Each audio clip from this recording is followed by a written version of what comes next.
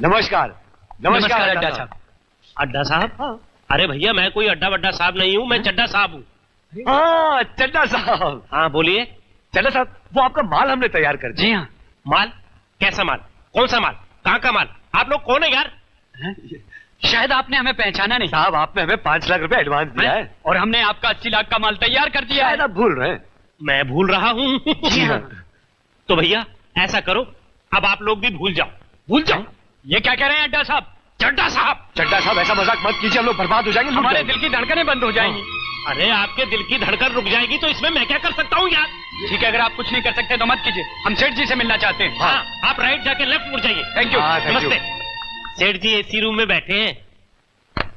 सेठ जी ये क्या, आपका मैनेजर कह रहा है आप हमारे माल की डिलीवरी नहीं लेना चाहते? ऐसा गजब मत कीजिए सेठ जी, हमारा माल, हमारा घर बार सब नीलाम हो जाएगा, हम बर्बाद हो जाएंगे। यही तो मैं चाहता हूं।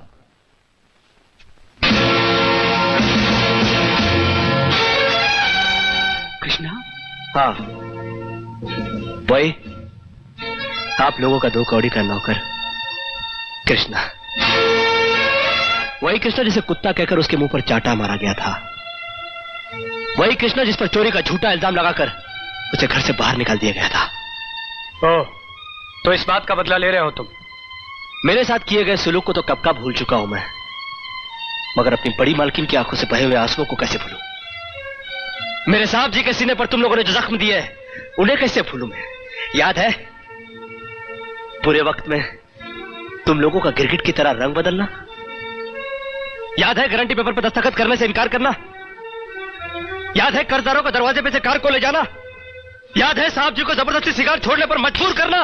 अरे विक्की बाबू, आप लोगों को कुछ याद नहीं, मगर कृष्णा को सब याद है। जाओ, नहीं उठाता मैं तुम लोगों के माल की डिलीवरी। जाओ जाकर किसी पुलिस स्टेशन में रिपोर्ट लिखाओ, जाओ खटखटाओ किसी अदालत का दरवाजा, जाओ। अब पता चलेगा जब कर्जदार तुम लोगों के दरवाजे पर आकर तकाजा करेंगे। अब पता चलेगा जब तुम लोगों के घर की नीलामी होगी। अब पता चलेगा जब तुम लोगों की मिल में ताला लगेगा। हाँ, अब पता चलेगा। अब यहां खड़े क्यों? जाओ जाओ, निकलो ऐसे, जाओ। इससे पहले कि मेरे दरबार आकर तुम्हें यहां से धक्के मारकर निकाल दे, निकल जाओ यहां से। मैं कहता हूं निकल जाओ।